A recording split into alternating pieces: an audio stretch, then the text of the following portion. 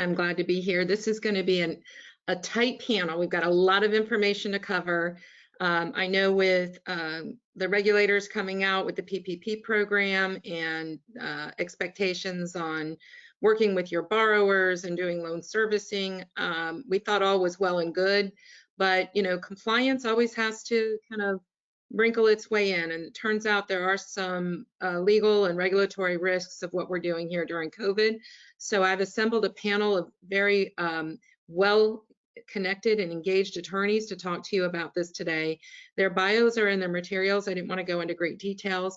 I'm thinking we may have at least a high level here, in some cases in the weeds, but for the most part, know that these are excellent engaged attorneys that are well connected in the industry. And if you have any further questions after this event, they will be willing to talk to you. And we may even do a deep dive event into some of these other issues on their own at subsequent webinars. So each group is going to speak for about 20 minutes, and we do expect and hope to have time at the end to answer any questions that come through the chat or that come to my mind.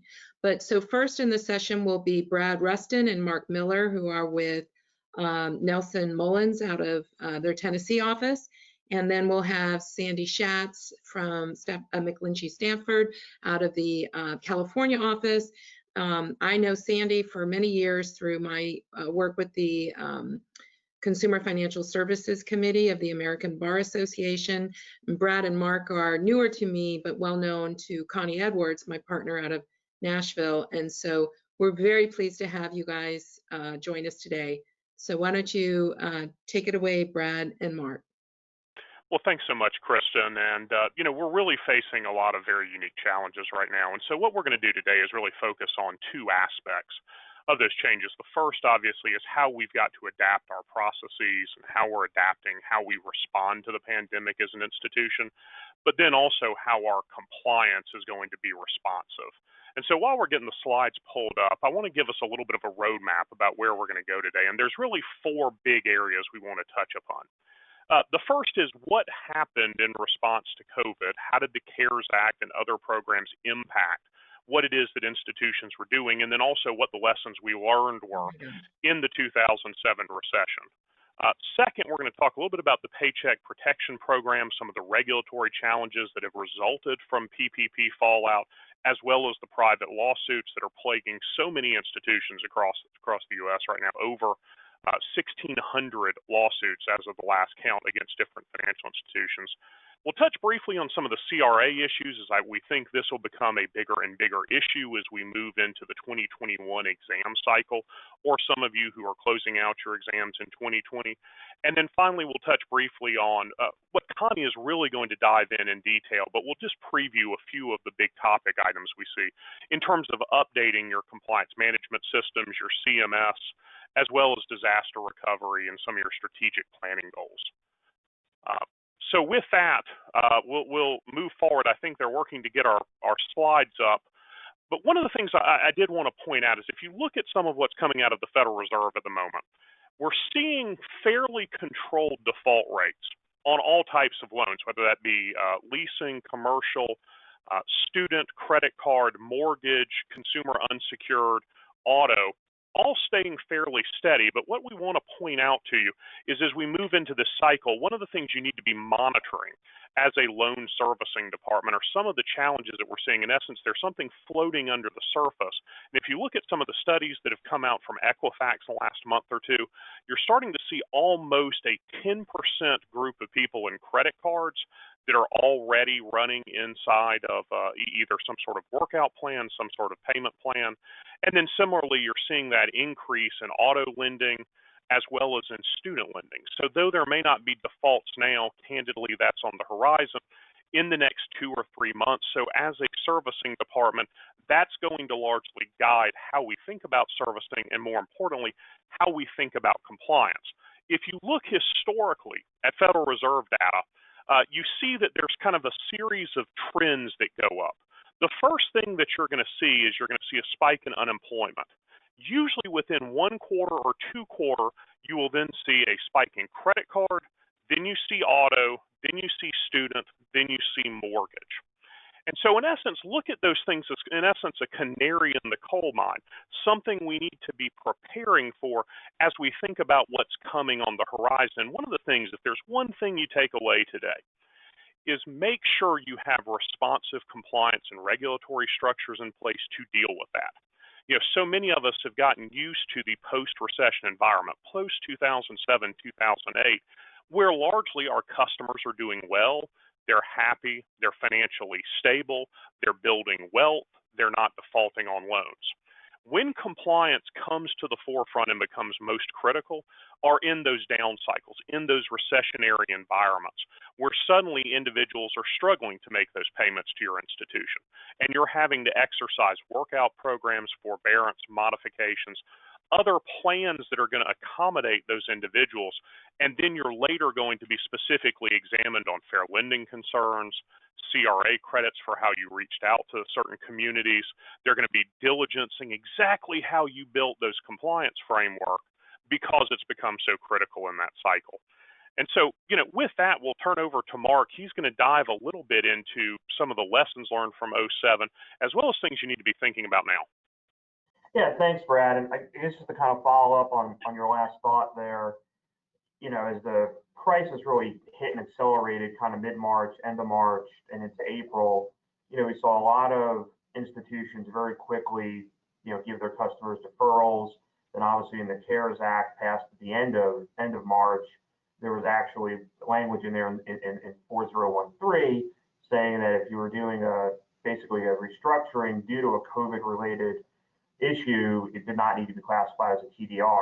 And I think the lesson to kind of build on Brad's comment is as institutions were creating those opportunities, providing relief for their borrowers, that it was done on a kind of across the board, if you will, equal opportunity basis, just so that when you come back, there wasn't one group more adversely affected from another. But turning to history, if you will, and I was a history major, so I always like to do that. Unfortunately, we most of us have a pretty good memory of the recession, which was not quite more than a decade ago, and hopefully there were some lessons learned from that are going to be applicable now. And I think first and foremost, it's trying to deal with the unexpected, try to prevent the unexpected as best you can. Part of that's working with your key borrowers right now to see where they are. The charts that Brad just kind of worked through shows there's probably trouble on the horizon if it's not clear now, and try to, as best you can, stay ahead of wherever potential risk might be.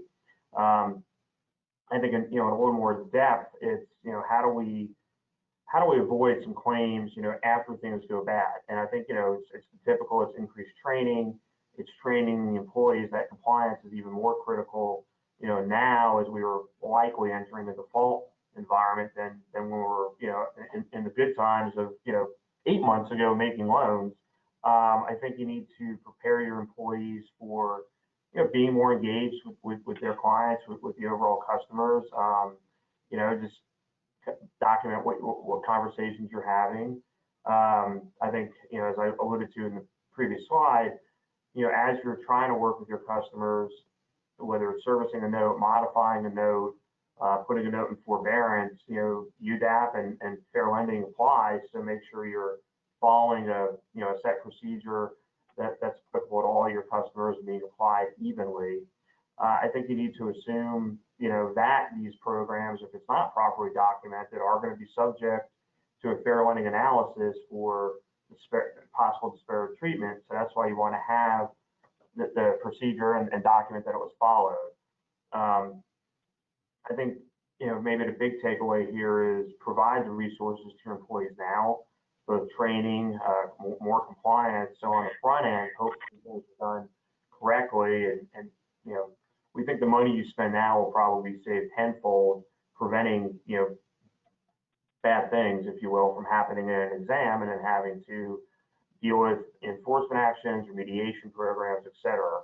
Also, as we saw back in the recession, there's opportunity out there, and whether it's a time to increase capital or have your liquidity managed proactively, or even M&A. I mean, granted, You know, I hope we don't get to loss shares with banks failing left and right as we had in the recession. But, you know, even besides that, there was a number of banks that grew through healthy strategic M&A during that period. So, you know, it might not be a driver, but I think there will be opportunities out there. You need to kind of keep it on the horizon. I will go to the next slide, and I will turn it back to Brad to talk about some Paycheck Protection Program challenges. Yeah, absolutely. And so we're really seeing two levels of issues developing with the Paycheck Protection Program, and we'll talk about this briefly. You know, one of the things that we see on the horizon, and it's likely going to be covered as you think about.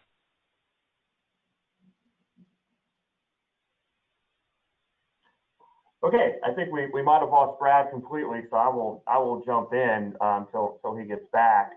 So, you know, we're already starting to see some challenges from the Paycheck Protection Program, or the PPP, as we all love to call it, and we're seeing it both from the private side as well as the regulatory side.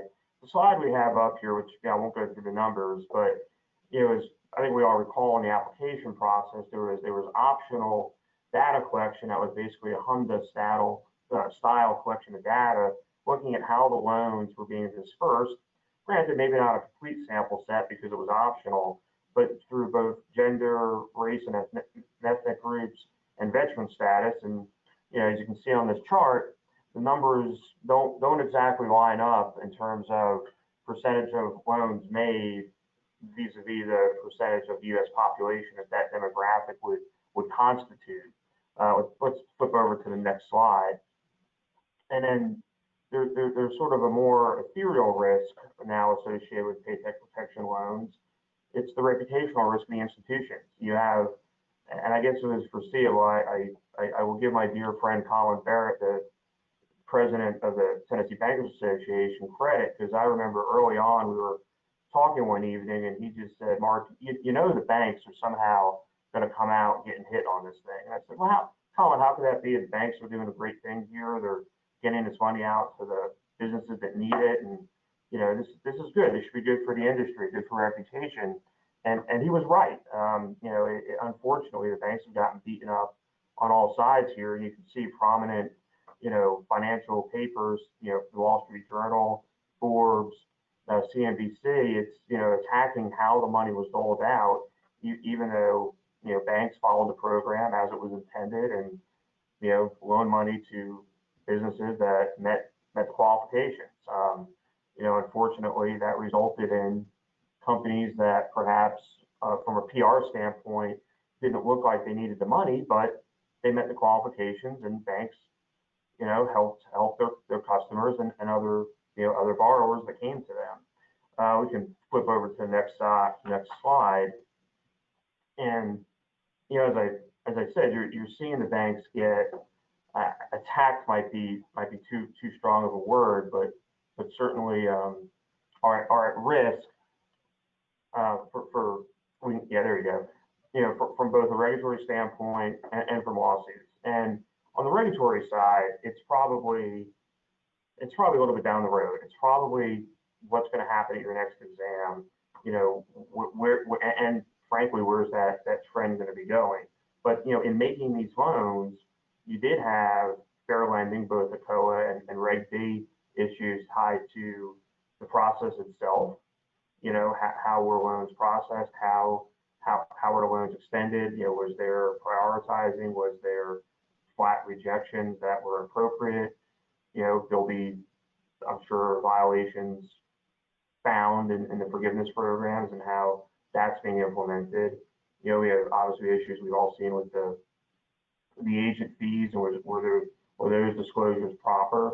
You know, for folks who on the borrower side perhaps get caught, for lack of a better word, with, you know, didn't fill out the form as accurately or as honestly as they should have and receive the funds. You know, as we saw in the past, you know, those False Claims Acts can not only be applied to the borrowers, but also to the institutions who made the loans, and basically saying, hey, you should have known that the information on the application that you processed was not accurate, and therefore you're subject to a False Claim Act violation. As we mentioned, there's also tying back to the demographic studies with the optional HMDA reporting, both CRA issues and possibly the LMI lending issues, because they're aggregating that information. Switching to the lawsuit side, which we unfortunately saw this almost from day one, where I think literally the program started on a Friday. I can't remember the exact date. It was either March 29th or April 3rd, I think. And the initial lawsuits were filed that day as to how banks were being discriminatory in who they were accepting applications from, and how that was having a disparate impact on, for instance, non-customers of the bank.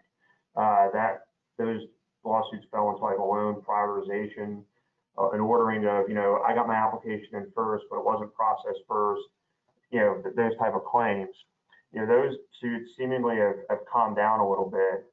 The next thing we're seeing, which there was a case, I don't know, wasn't just Florida recently, is on the agent fee, where we had certain firms that were assisting their customers without any input or agreement with the financial institution, that were, quote, helping fill out the PPP application, that then went to the bank and said, we have to pay me my fee. And under SBA regs, which are applicable, agent fees have to come from the bank's fee that it earns from the SBA, not from the proceeds distributed to the borrower. However, typically, in a non-PPP setting, that's an agreement with the bank and the agent on the front end, and that it's all agreed. Here we had folks just out of the kindness of their heart helping their customers to then go to the bank and say, well, we helped them even though you didn't know it, you owe us a fee. And most banks, I think, rightfully have said no. And there's been cases filed all over the country, and a recent decision out of the Northern District of Florida basically said, bank, you're right, agent, you're not. And we'll see where those go, but unfortunately they're still active. I think, as I mentioned, while there might be some regulatory issues on the forgiveness side, certainly it's very foreseeable customers whose PPP loans are not forgiven, they're probably not going to sue the federal government. That's probably a lost cause. But suing a bank, that might be a little more appetizing for a plaintiff's attorney. So I think we'll see some of those. And then the final issue, which I hate to say nobody thought about, but probably nobody thought about in real time. You're a business, you're struggling, as a result of this pandemic. You have the opportunity to get the PPP funds. Well, you might have been violating the covenants in another loan, so there might be some liability issues there too. And I see, Brad, you're back. I don't know if you have anything you want to add there. You disappeared for a few seconds, so. Yeah, I've got my really cool McBurger headset on, trying something different here. So we'll go with that. But no, I think it's exactly right. I mean, we're seeing the regulatory fallout occurring from those PPP, not only the lawsuits, but also DOJ investigations, and prudential regulators are coming in and really starting to churn through your PPP deployment. So with that, I'm trying to be mindful of time here.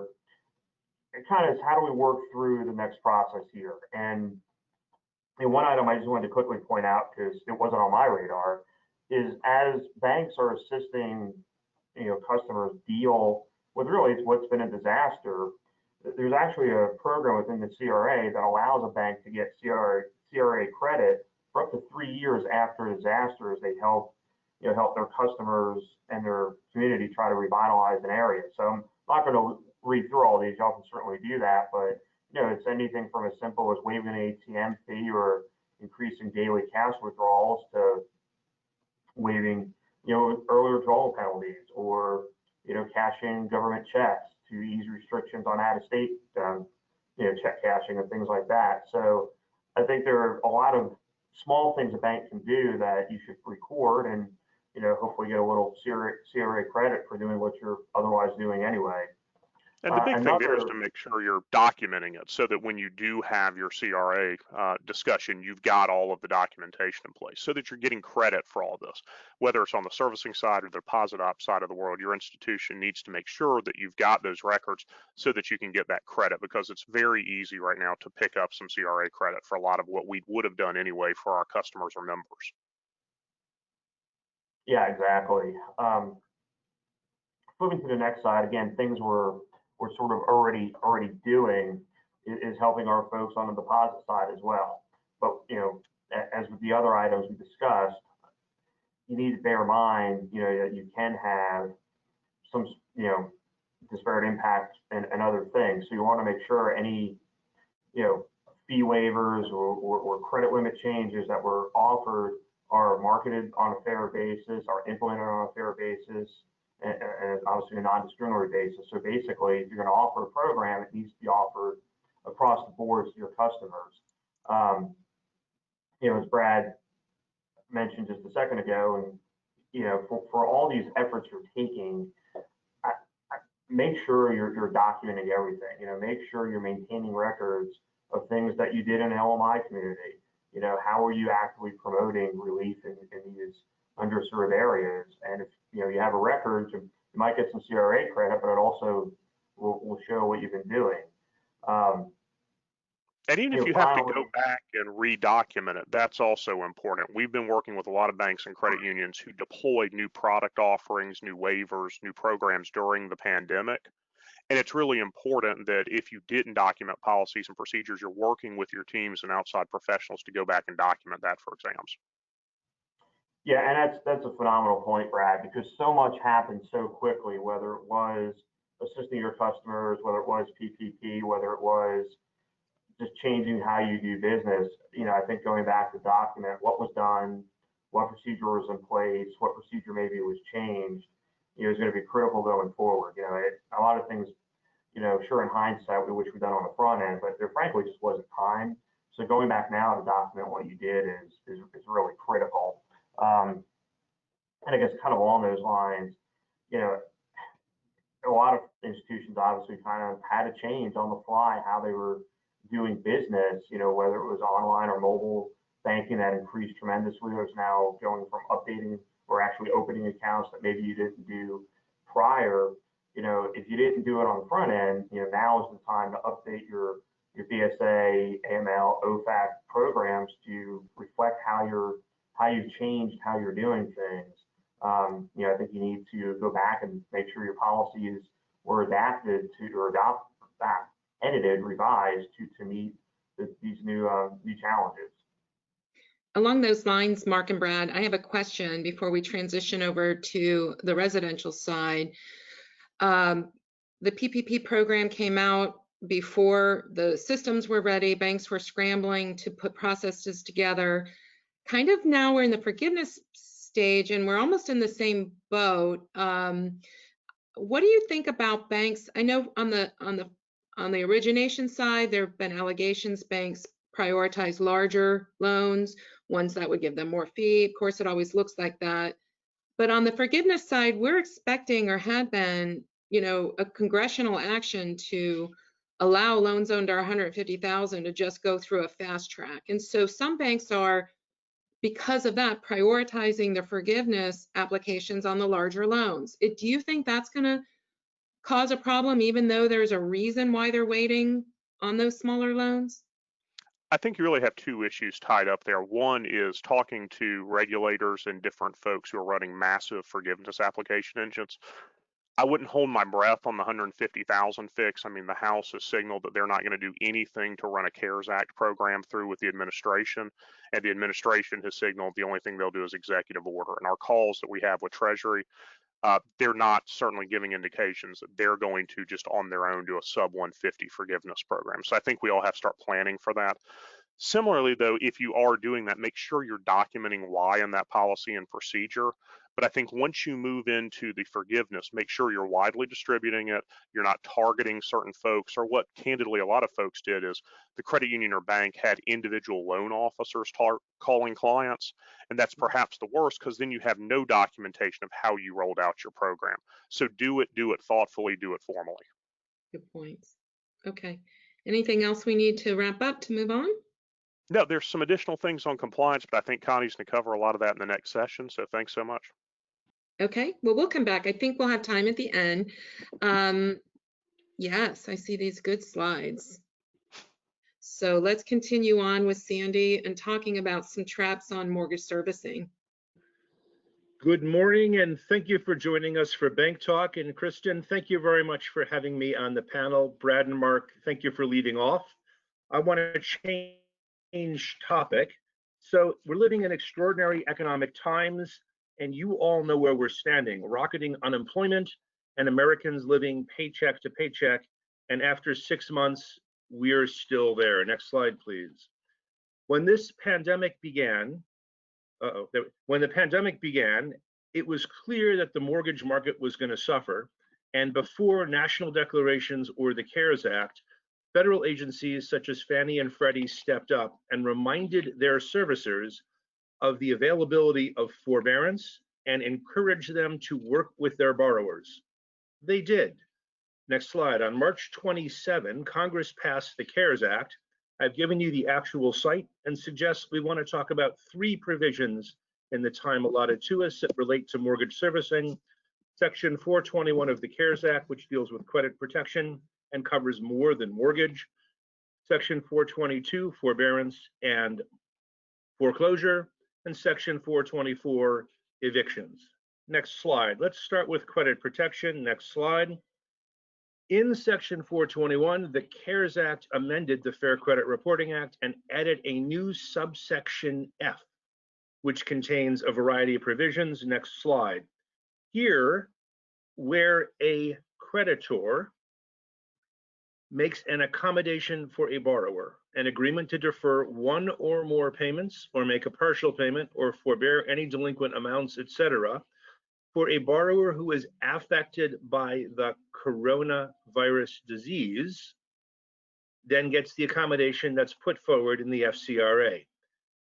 What is an accommodation? This is a compliance trap. Anything is an accommodation. If you do anything for your borrowers, it's an accommodation. Don't split hairs. Give the borrowers the benefit of the doubt. That's what's happening here.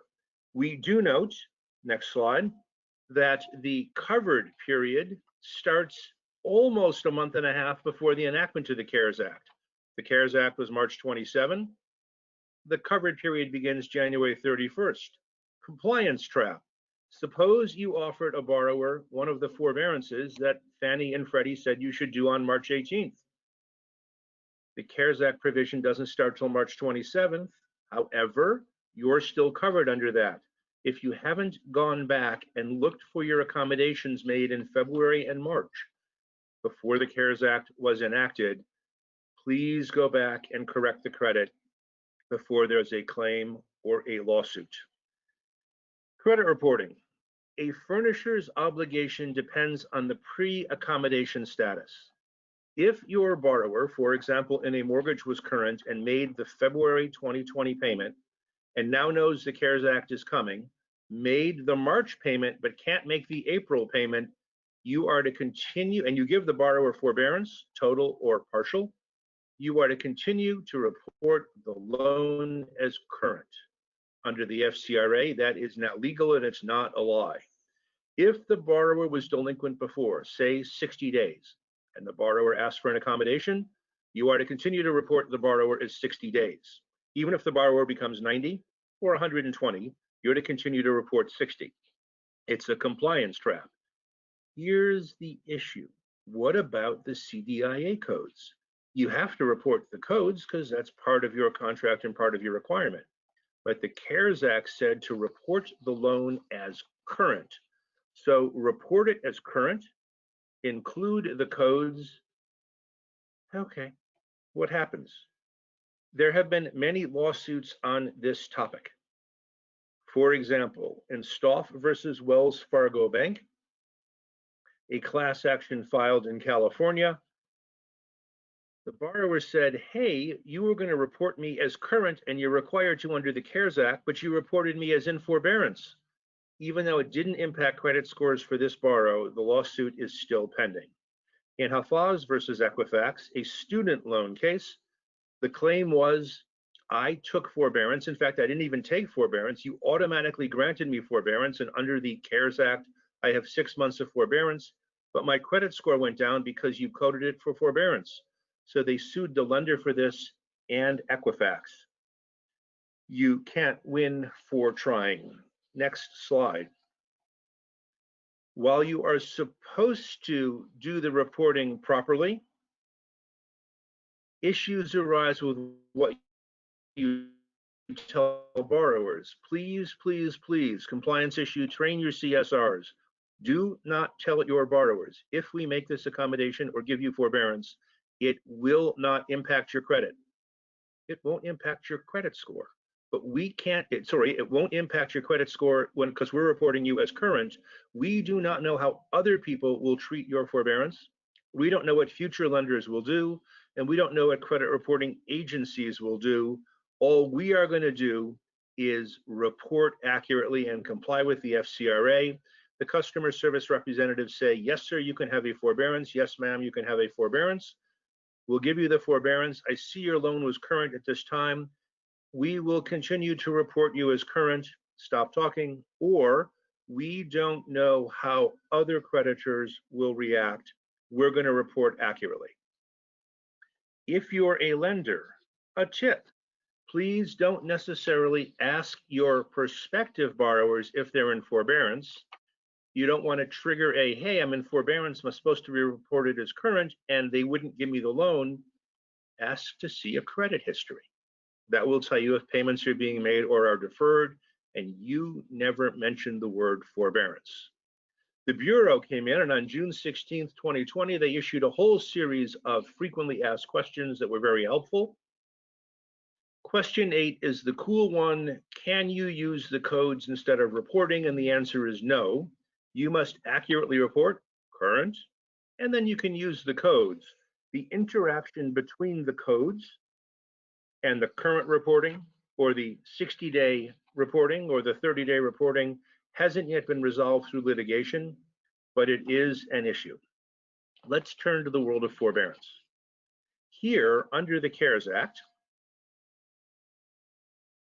Congress gave borrowers and servicers forbearance rights, and the rights are broad. If a borrower is suffering a COVID-19 hardship, undefined, then the borrower may have forbearance on a federally backed mortgage loan. No covered period is included in this statute. In the section immediately following, the multifamily forbearance section, the act terminates December 31st. In the previous section, credit reporting, the act terminates 120 days after the emergency ends. Nobody knows when this provision ends. It's likely to end or at least extend through the COVID-19 emergency, which I'm predicting will go past December 31st, but have no guarantee on that. Next slide. What is a covered loan? Essentially, a covered loan is a federally backed mortgage loan. By this time, if you're in the industry, you understand what a federally backed mortgage loan is. Assume for shorthand purposes, it's a loan made, insured, guaranteed, or held by Fannie, Freddie, VA, FHA, HUD, or the USDA in one of their many forward or reverse mortgage programs. That would seem to be pretty straightforward. It's not. In our litigation business, when we are given a case that the borrower is suing, trying to stop a foreclosure, or we are bringing a foreclosure action, we have to ask our servicer, is this a federally backed mortgage loan? And they often tell us, we don't know, or it's not Fannie or Freddie, or it's a conventional loan. That doesn't really help us. A VA loan is not a conventional loan, and it is a covered loan. And securitized loans, for example, in a Wells Fargo trust, may or may not be in a Fannie or Freddie pool, so we need more information. And your first question is it a covered loan? What is a covered loan? In Felton versus US Bank, a Texas case, the borrower sued trying to block a foreclosure. The claim was the loan was originated on a Fannie Freddie form. It's in a US Bank securitized trust. Clearly, US Bank is a federal bank, and therefore it's a federally backed mortgage loan. Well, from the borrower's perspective, they were wrong, but it was a good argument, and it got the servicer into another lawsuit. Okay, next slide. What does a borrower have to do? To get the forbearance, all a borrower has to say is, I request a forbearance. I have a federally backed mortgage loan and I'm suffering a COVID-19 hardship. Boom, that's it. Borrower's done. What does the servicer do? Next slide. The servicer will say, oh, you want a forbearance. Please attest to the forbearance, and you got it. That's it. So the problems are, what is an attestation? Well, no other documentation other than asking for forbearance can be required. Many servicers have the borrower sign a document or send an email. Borrowers can also orally attest and have done so. The litigation issues, the compliance issues don't arise on that because the attestation is so general. Covered period is an issue. Timing of forbearance request is an issue. It's our review, working in default mortgage servicing, that a forbearance request is nothing more than a foreclosure extension, in addition to being a lifeline to borrowers. So if a loan is in default, you've started the foreclosure process, you've done your pre-foreclosure stuff, you announce a sale, and the borrower says, I'd like a forbearance. Under the law, the way it's written, the borrower gets a forbearance, and your foreclosure is now put on hold for 6 months to be extended for 6 additional months. Okay, there it is. Go back one slide, go back, you're ahead of me. So what is forborne? Clearly, monthly payments are forborne. If the loan is now 359 out of 360 payments in, can the final payment be forborne? Under the CARES Act, probably. If a loan is accelerated, it's breached, it's accelerated, it's now all due and payable, the foreclosure process is starting, can the loan be forborne? Congress did not define what a payment is and what is being forborne. They did not say regularly monthly payment. So borrowers have argued, hey, it's a payment, I'm entitled to forbearance, you can't foreclose, and I get another year for free in my house, thank you. Servicers have argued, no, payment means payment, these are regular payments, and Fannie and Freddie guidance is in alignment with that. Courts have not yet resolved this issue. It's an open issue that remains to be resolved. We don't have an answer. Go ahead, Kristen. Forbearance has been a wonderful lifeline. Before the CARES Act was enacted, before the pandemic had its serious impact, 0.25% of all loans were in forbearance as estimated by the MBA. And over the course of the next 3 months, that number rocketed to 8.5% of all mortgages in forbearance, affecting 4.3 million homeowners. Next slide. Since early June, as the economy and markets have stabilized, next slide, please, and we've realized how the process is working, people have gotten themselves, that's the slide right there, they've gotten themselves on their feet. The forbearance numbers have declined a little bit from 4.2 million homeowners to approximately 3.6 million homeowners. It's been steady for the last 3 weeks, and approximately 7.25% of all mortgages are in forbearance, and that number is likely to last. Why and what has been the impact of the slowing of forbearance or the not increase? Delinquencies have risen. In 2018 and 19 and the first quarter of 2020, approximately 4 to 4.5% of all mortgages were delinquent. This does not mean in foreclosure, it just means delinquent. In the second quarter of 2020, the number approximately doubled, and it approximately doubled in part because not every loan is entitled to forbearance. Forbearance only happens for federally backed mortgage loans or if the state requires it, such as New York and now California. Let's go to the next slide. The federal agencies have given guidance. There has been interagency guidance that came out early in the pandemic. That guidance is the obvious: provide borrowers with timely assistance, treat your borrowers fairly, give them the assistance they need. You must offer CARES Act forbearance if eligible, and if you have similar program for non-CARES Act borrowers, please use it. Fannie and Freddie, to help implement this plan, came out with scripts for servicers to talk to borrowers. So let's go to the scripts. Emphasize several points. Key points. First point, okay, you borrower, you are entitled to forbearance. Let's discuss your situation to see how much forbearance you need. Compliance trap. If the borrower asks for 6 months, the borrower gets 6 months. The borrower can still make payments, the borrower can make partial payments, but you, the servicer, cannot say to the borrower, why don't we give you 90 days and see if you need an extension? Several servicers early on in April did that, granted borrowers 90 days of forbearance, said they'd reevaluate 2 months later in June. Borrowers have sued. Servicers are losing that one under the CARES Act. If the borrower asks for 180 days, borrower gets 180 days.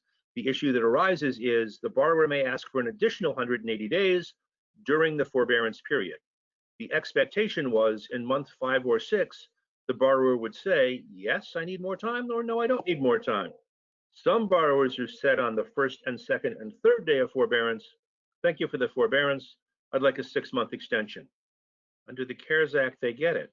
Servicers can try and talk them out of it. Please don't push too hard. You will get sued. The other things to emphasize in the scripts: 1, you're entitled to forbearance. 2, you must repay the forborne amount. It's not a waiver. It's not a gift. You owe the money. If you don't pay it and we can't work it out, you'll lose your home to foreclosure. And 3, you have a whole bunch of options. I know we're going to give you forbearance. Let's discuss those options now. And then the borrower gets the forbearance.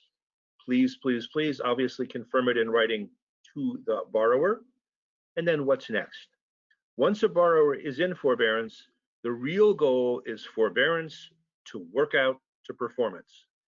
And there's many ways of doing it. The bureaus, the agencies, the guidance are coming out, and we are recommending, please don't wait until the end of the forbearance to reach out to your borrowers. While the requirements coming out of all 5 federal agencies are not less than 30 days before the end of the forbearance period, we are encouraging you to reach out early and often. Contact your borrowers after 30 or 60 days and say, hey, you're in forbearance. Is your hardship lifting and resolving? We want to discuss your next options so you know what's coming. Are you going to need additional time in forbearance? At the end of forbearance, here are your options. Next slide. You can either do an immediate repayment and full reinstatement and resume making payments. If you haven't saved the money, don't have the money, didn't earn the money, but you can begin resuming your payments, we can offer you a deferral plan. We can take all of the past due payments, put them at the end of your loan. You just start making payments again, we're happy. If that doesn't work, you don't have that kind of money, we can encourage you to do a workout option, and that would require you fill out an application. The Bureau has come out with a rule for handling this. Understand, with any loss mitigation option, you have to solicit a loss mitigation application and review the borrower for every possible option the borrower has. Under Bureau rules, if the borrower can resume making payments and you're willing to offer a deferral, you don't need to follow those rules. For any other option, remember, the loss mitigation rules of Regulation X 1024.41 still apply. You must follow them. Post forbearance, next slide, the agencies have different rules and guidance and different programs. Each one of them has different options, and you must do it. Next slide. Issue has arisen, compliance trap. Borrower asks for a loan, gets a loan, the next day asks for forbearance. You haven't even sold it and transferred it to Fannie or Freddie yet. Now what? The agencies are permitting sales of these loans to borrowers if they would have otherwise qualified. The agencies are buying many of these loans, but they're starting to push back. So please, please make sure your underwriting is good. We have investor considerations in this area too. When Congress, next slide, when Congress passed the CARES Act, it only granted forbearance for federally backed loans because those loans are owned or insured by the feds, and the feds are on the hook, and Congress can change its own on the hook guidelines, and it did so. It cannot change contracts under the US Constitution for which it has no interest. And that's one of the reasons Congress did not impact non-federally backed mortgage loans. Investors, understanding that servicers can't bear the risk, asked for pass-throughs for several months. For example, Fannie and Freddie want advances of 4 months of interest or payments, and after that, they don't have to do that, and they're starting to refund the money that was paid. Ginnie's treating its pass-throughs for VA and FHA loans as if they were natural disasters. One other thing for the investor considerations is, yep, the GSA adverse market fee if you're going to do a refi. Okay, you're doing a refi. So the keys here for forbearance: early and often reach out to your borrowers who are in forbearance, see how their hardship is progressing, let them know what their options are, and work with them a timeline to get them paying again to make it easier for you and them. Let's take a quick look at foreclosure. If forbearance doesn't work out, your ultimate aim is foreclosure. The CARES Act had a foreclosure moratorium that lasted for 60 days. CARES Act was March 27th. The CARES Act foreclosure moratorium expired May 27th. It's no longer in effect. You might want to know, if the CARES Act was enacted March 27th, how is it effective March 18th? I thought you couldn't change past history. Each of the federal agencies had their own foreclosure moratorium beginning March 18th, and that's how Congress was able to do that. They worked with their agencies. While the CARES Act foreclosure moratorium has expired, next slide, each of the 5 federal agencies and departments for insurers and investors have extended forbearance foreclosure moratorium through December 31st, 2020. There is a difference between each of these agencies' foreclosure moratorium. Under the CARES Act, the moratorium was: a servicer may not initiate any judicial or non-judicial foreclosure process, move for a foreclosure judgment or order of sale, or evict a foreclosure-related borrower. In the guidance, 3 of the groups, Fannie, VA, and USDA, still stick with milestones. I've listed them for you. In the case of Freddie and HUD, if you read their guidance, it appears to the entire range of foreclosure activity, so that for Fannie, VA, USDA, you can do things to advance the foreclosure process except the specific milestones. But in the case of Freddie and HUD, you can't do anything, is the way it looks. Let me take a quick look at Florida before giving it back to Kristen. Florida has executive orders. The governor issued an executive order on April 2, renewed 5 more times, that suspends and tolls any statute providing for a mortgage foreclosure cause of action under federal law. With the last executive order on July 29th, that was changed to now being COVID-19 related. That executive order expired September 1st, and has just been renewed with the executive order on August 31st. The same thing happened, next slide, with the eviction moratorium. Originally, it was a broad hold on evictions, and it has now been changed as of July 29th and renewed 2 days ago to extend for another month if it's COVID-19 related. I've included additional slides giving you various tips and what to do. I want to echo what Mark said in his portion of the presentation. The last slide, please. He did talk about keys. Enhance your employee training. Keep going. Enhance your employee training. And folks, keep going past kitchen sink. These are the claims. There you are. Enhance employee training and early intervention with borrowers. If your borrowers are in need of help, early intervention is great. Work with them. The agencies and the regulators want you to do what you can to help your borrowers. They don't want foreclosures and evictions. And the CDC just put out today, published in the Federal Register, a nationwide eviction moratorium on all rental properties, period. Thank you very much. Wow, what a great session, both panels. If we can bring Brad and Mark back on we can talk about questions. I think Brad may be having a hard time connecting, so we may just have him on phone. But Sandy, on the foreclosure eviction front, I happen to be in the market right now for a new home, and we already have a shortage of housing stock. What is this going to do? Can you fathom what impact this is going to have on our housing supplies and maybe even the prices of housing and availability for lenders to foreclose on these properties? Are these borrowers just going to have tacked on time at the end of their loans and not go into foreclosure, even if they were delinquent before this started? Okay, let me see if I can unpack that straightforward question. Typical And attorney we'll question. start with housing prices. I have no crystal ball, but can tell you if the housing stock is limited, your prices for housing will rise, and you're seeing that. We're certainly seeing that on a nationwide basis. We are seeing a rise in borrowers because interest rates have gone now to their historically lowest levels ever. In addition, we're seeing larger players, REITs and investors coming in and buying property and turning it into rental property, so there's additional demand for those properties. The smaller people who are buying properties to rent them out and lend them are leaving the industry in part because of these kinds of rules and regulations, and they can't handle it. You asked about, will the forbearance and foreclosure and eviction moratorium go on forever? No. Eventually the pandemic will pass. However, it has been extended on the federal level till December 31st.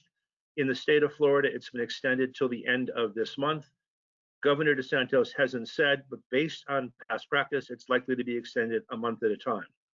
Also, with the extension on December 31st, it is inconceivable to me, although stranger things have happened, that the moratorium will actually expire December 31st, giving all of our renters and borrowers a New Year's surprise. On January 2nd, eviction notices and foreclosure notices will come in the mail. I don't think that will happen. I think we'll see at least one more extension regardless. Also, if you're not overly cynical and you never want your lawyers to be cynical, the length of time that we'll have a pandemic and pandemic disclosure depends on the results of November 3. I suspect that if Donald Trump is reelected president, the national emergency and the holds will end sooner. If Joseph Biden is elected president, I suspect that the national emergency and foreclosure and eviction holds will last longer. Good crystal ball. Do we have any questions in the chat? I don't see any. I know, Brad, are you with us? Not yet. Sandy, in the meantime, so Brad gets reconnected, what are you recommending banks do to make the transition from LIBOR? That's a non-COVID related, but yet still time-sensitive issue affecting mortgage loans. So we have a LIBOR issue. If you're not familiar with it, let me take a 30-second background. The London Interbank Offer Rate has been used widely as an index for adjustable rate loans in the mortgage, credit card, student loan, and other markets. Many documents are, your index is LIBOR, your margin is whatever number, 1 1/4, and therefore your interest rate is, and as LIBOR adjusts, your interest rate will adjust. Except that in the last decade, there was a scandal with LIBOR. Apparently, banks colluded and affected the interbank offer rate and raised it or lowered it for their own financial gain and made gazillions of dollars. Many banks were sued, and there were hundreds of millions of dollars in settlements. In addition, the LIBOR rate has fallen off in its use, and fewer financial institutions are using it, making it a less representative example for market rates. And understand that LIBOR is a forward-looking rate. The question is, if you were to offer funds to your peers, what rate would you charge? So because of the scandal and its lower use, the regulators in various countries decided it was time to phase it out. In America, the Board of Governors of the Federal Reserve, the Federal Reserve Bank of New York, and a whole bunch of other lenders got together and formed the Alternative Reference Rate Committee, which we affectionately refer to as ARC. Or if you're a dog lover, it's ARC, ARC, ARC, and that's our LIBOR committee. And ARC often comes out with guidance. If you're not following the area and you want to, get on their list and you'll get emails. You won't be inundated with emails, but you get lots of emails. So the ARC committee investigated all sorts of rates to see what would be a, keyword, comparable rate. And they came up with the Secured Overnight Finance Rate, SOFR. So we now have the SOFR rate. It's not the rate that you're required to use. It's the rate that ARC is recommending, and you have to use any rate you choose to put in that's comparable. So SOFR is there. SOFR is a backward-looking rate that's used in gazillions of transactions every day.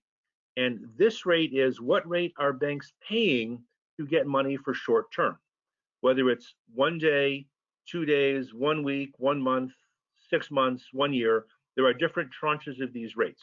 Same thing with LIBOR being forward-looking. The ARC committee is working with the SOFR folks and trying to get a forward-looking rate, but it's not there yet. So we now have a possible replacement rate. The CFPB came out on June 4th with its LIBOR transition rule effective March 15th, 2021. The comment period closes last month, August 4th.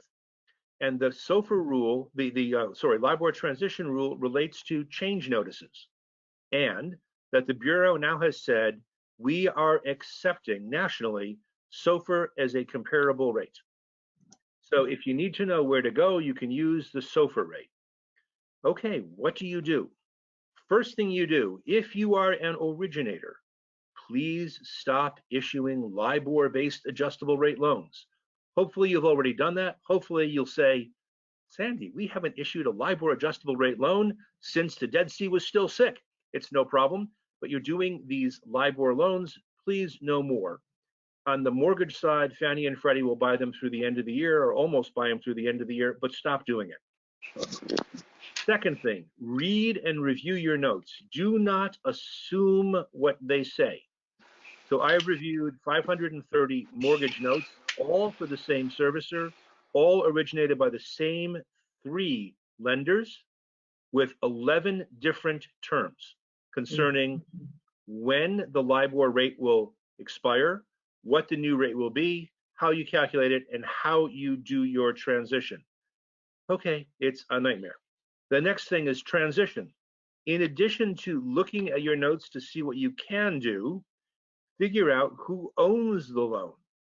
If your loan is owned by Fannie or Freddie, or is packaged in a securitized trust, or is not a mortgage but is some other kind of loan, such as a student loan, talk to those investors or owners and see what their requirements are. If you own the loan, you have to make a decision. The next thing you have to do is select a replacement rate. Okay, you can use cost of funds, you can use the annual federal district rates, you can use SOFR, you can use whatever you choose. Please don't choose LIBOR.